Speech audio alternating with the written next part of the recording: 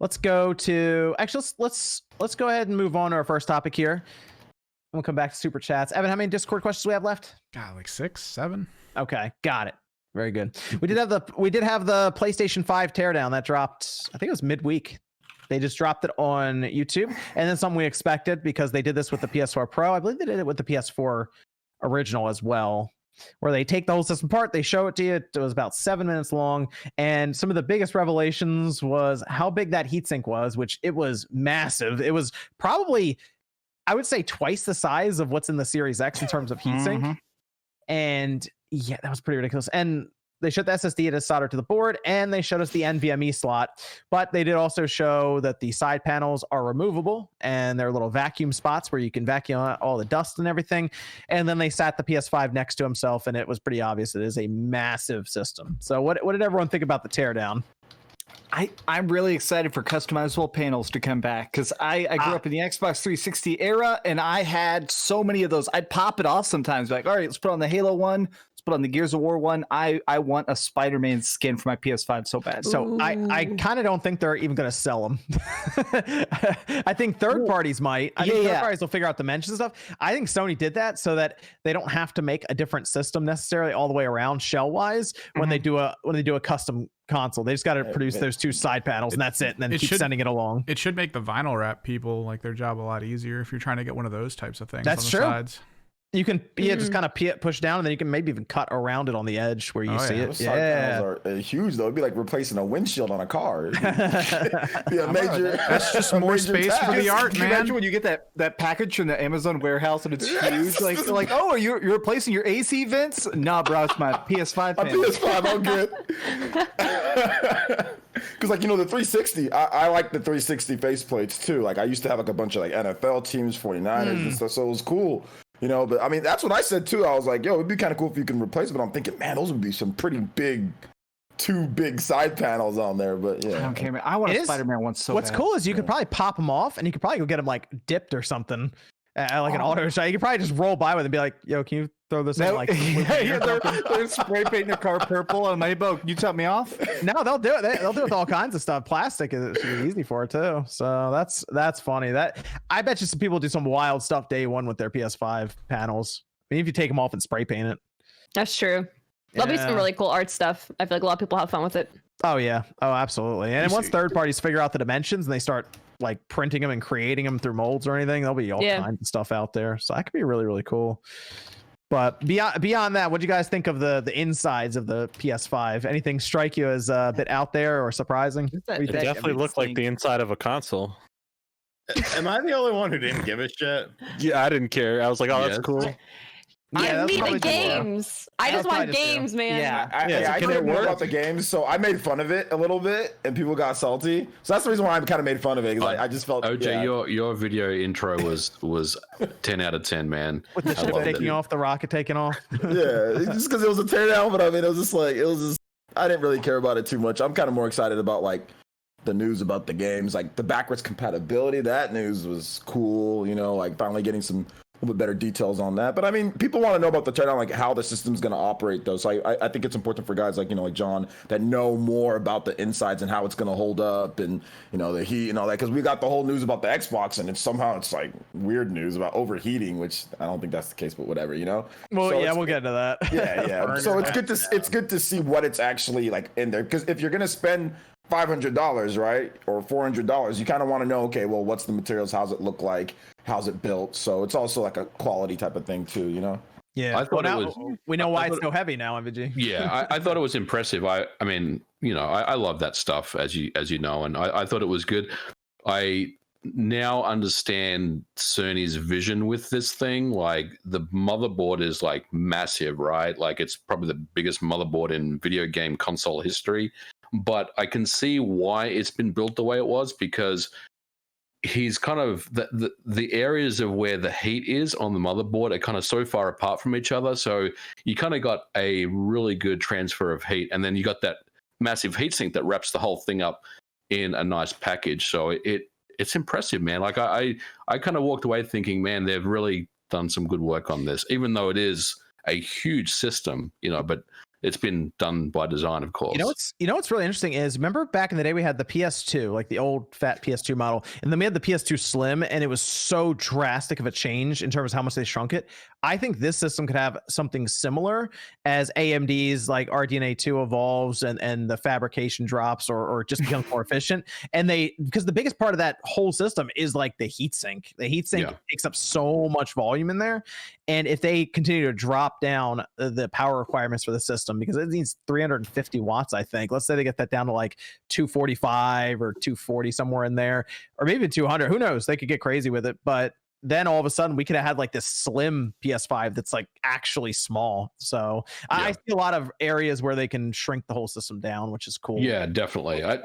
My question to you is, what did you think about the liquid metal stuff? So I put liquid metal on this Xbox One X and the PS4 Pro that Evan has now, and they both still work. So, and they're not supposed to have liquid metal. I almost thought about taking this one apart just to see what liquid metal did to it over the course of about a year. It still works. More than a year. I mean, it still works, but liquid metal is bad if it gets outside of the area that it's supposed to be in, and it will actually degrade, I believe, just plain aluminum. So it'll actually eat away at it. I believe it can only touch copper, if I'm not mistaken. So it's very clear, because if you look at it, they have the liquid metal in there, which liquid metal is not cheap, by the way, compared to compounds. That's one of the more expensive things that they've done in there. And it's kind of in this little pool by itself. So liquid metal won't dry out. It stays kind of malleable and like almost liquidy. So it looks like they know that, and they decided to put all these safeguards and barriers around it. But I like the idea of that. But all that really tells me is that that chip is certainly overclocked. Oh yeah. Like it's 2.23 gigahertz. It's probably not supposed to be that high necessarily. And they've done so much stuff to make sure that it will not have issue in terms of overheating, which is, I mean, it's good, but if they maybe went a different route, I almost wonder if they could have made it a $400 system. But this is the way that Mark Cerny wanted to go with it. So it's amazing to think that Blu-ray drive is the only thing between those systems, right? Like, now that we've seen inside the system, you just literally take that Blu-ray drive away, and it's like $100 cheaper. So I'm going to tell you now. I think that digital edition was the original PS5 concept. I don't think there was going to be one with a Blu-ray drive, because when they started opening it, it's like an afterthought. Yes, the Blu-ray drive looked like it didn't even need to. Like, it looked like they just like duct taped it to it, because they just pulled it. It looks like that. Yeah. And now from the outside, edition, even that was it. I remember the Xbox One kind of felt that way when we were looking at it the first time we opened it, just because that was the secondary plan for them. It was just a big area there, and there was just this drive, and it's like, okay, but like, I don't know. I was looking at that drive when they took it off, and it not built around it at all. Like, it literally hangs off the side of the system. And a lot of times these consoles will build around the Blu-ray drive. Like, things will be next to it and around it and all. Nah, not this. So I think that I think they're going to go digital this generation. And they were like, hold on, let's keep a Blu-ray drive in there. Yeah, that'd be risky. I feel like to go straight to digital. It just, the way it's built, it looks like that. The year after they mocked Microsoft for doing that, it would be a horrible look. Like, where the system it is, but if they'd managed to be, I bet the idea was probably, if they come out at 500 and we come out at 400, no one's going to care about the disk drive. And then probably halfway to that idea, they're like, actually smack us disk drive on there. They probably could have done it external if they really wanted to. Sell a digital system and then sell the external drive separately if they really wanted to. I mean, this is the last generation. This is the last generation of physical media. That's it. It's over after this, I think. The Xbox 360 had the external high definition DVD drive. If you wanted HD DVDs, you could buy an external. I kind of think, I almost wonder if after this generation coming up, Nintendo might just go all digital too. No. I don't know. I think all of them are going to go all digital in like the next 5 or 6 years. You need the backwards compatibility. You need the backwards compatibility with Switch games. They'll just move your digital shop over to the next one.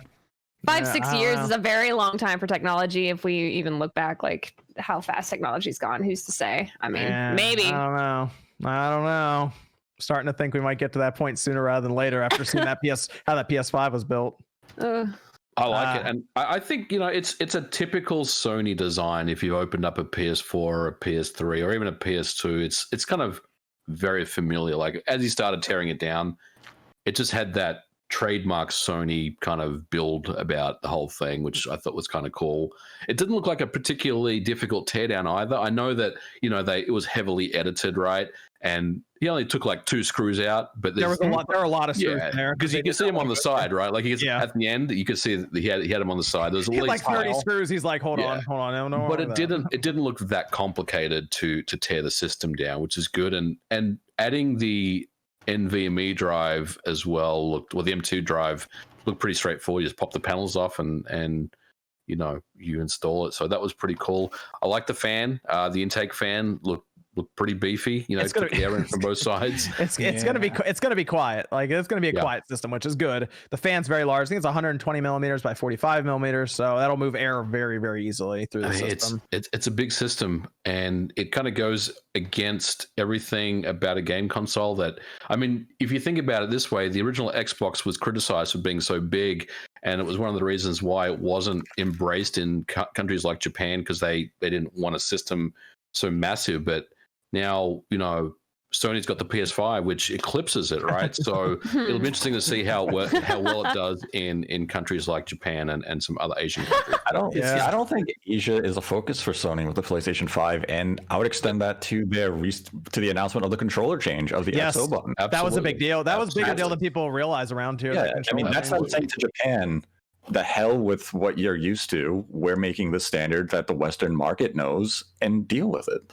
I agree. And there's no Japanese games ready either for launch. Like there's not anything like that they're advertising. No, there's no big outside of Final Fantasy 16. There's really no big Japanese title announced for the PlayStation 5 yet, which is normal for the Japanese developers. They're very slow to adapt. Yeah, it's going to take a while. But even I think when the PS4 launched, what was the game? I think it was there's a Yakuza game that hasn't even been localized yet. I think it's Inshin or something like that.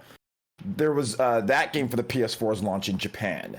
But that game hasn't been officially localized. And it's a real shame Tales of Arise missed the generational launch, because that actually would have been cool to kind of be around for that. Yeah, that game went through a lot of issues though. Yeah, that would have been a good one to have there around the PS5, like for this holiday. I just want to say this is 100% accurate in size and scope. So if you want to, I am 6 feet tall. Look at the size of this compared to my torso. Look at this. Oh man, this is beefy. Look. I could club together several people with this thing. It seems like the PS5 might be bigger than that. It's also 10 pounds, by the way. This is it. Also it's 10 pounds. Oh, it's healthier than a newborn baby. It's gonna be 10 pounds. How long did it take you to make that? What's the hole in the top? You shut your mouth. That's for the cooling. This is where I'd put the fan if I could make a fan, and so it sucks the heat out. Oh man. God. Evan, we have actually let's go over to let's talk about some of the backwards compatibility real quick, because we knew there was gonna be backwards compatibility, but we weren't 100% clear on it. Looks like it's going to be 99% of the games, and the games that 99% of the games, and the games that they said we're not going to be there. The list was it Joe's Diner? Yeah, games of generation. What a Joe's Diner? Sorry, I will say, in all seriousness, the one game I saw in there, and I was like, Shadow Complex remaster. I was like, really? What did that game do? What's wrong with that game? I do want to mention something about this. I've talked to numerous people, and I've heard that there's a lot more than 4,000 games on the PS4 that were released. I don't know the exact number, but apparently it's a lot more than that. So, and I'm not saying anything other than that number that they've quoted may not be accurate. So, does that mean an overwhelming majority of 4,000 plus, or whatever the actual number is? So, I'd be interested to see what actually. I think they're basically just gonna. It's the reading of what the information was. The games that they said don't work, those are blacklisted. They do not work at any capacity. The rest of them, as we kind of discussed on the podcast that we did at Air today, they have said, there's going to be games that struggle. I think those are going to be kind of maybe those games that they didn't say in the initial 4,000. 4,000 they're probably confident will run without any serious issue. The rest are kind of in that limbo. They don't want to commit to everything's going to run great, and then you have a game that crashes. It sounds like they're just the same architecture in all of this x86, and they're just basically setting the chip to a profile that very closely matches what the PS4 Pro is doing and the base PS4, and that's kind of how they're achieving this. So naturally, there's going to be some games that just like freak out on the PS5 because like maybe the SSD just like puts it through a loop, and it's like, what happened? How did all this stuff get here so fast? And it maybe just freaks out or something. So they're going to have us test the games for them. Is what's going to happen. Yeah. And they were because they in the thing, it's like, just go ahead and try the game and see what happens. Don't buy any DLC. Yeah, don't buy any DLC. Yeah, just test the games first and then buy DLC. Yeah, I thought that was funny. I was like, okay, I'll try the game, I guess. I do think there's going to be a lot of hard crashes and stuff. I do think that there is going to be, a solid 5% of games or something that won't go smoothly because we've all had those times where you try to play. Remember when we did when Xbox 360 came out, it worked with a lot of Xbox games, but not great. Like Phantom Dust, the destruction in Phantom Dust would screw up the frame rate on 360, but not the original Xbox. I think it's going to be like that. I think there's going to be some games that aren't super smooth for a bit. I'm at least happy to hear the PS4 will be able to play it, and there'll be boost mode, so Ghosts will be 60 frames. It sounds like Last of Us Part 2 will see some increase as well, hopefully in load times, because sometimes that game has some annoying story. Yeah, just in load times. Jesus. I'll be interested to try some of the games out and see how they do. Maybe they get that straight 4K across the board and all of this. So we'll see. We'll see. The PS5 edition Joel lives. It sells so good.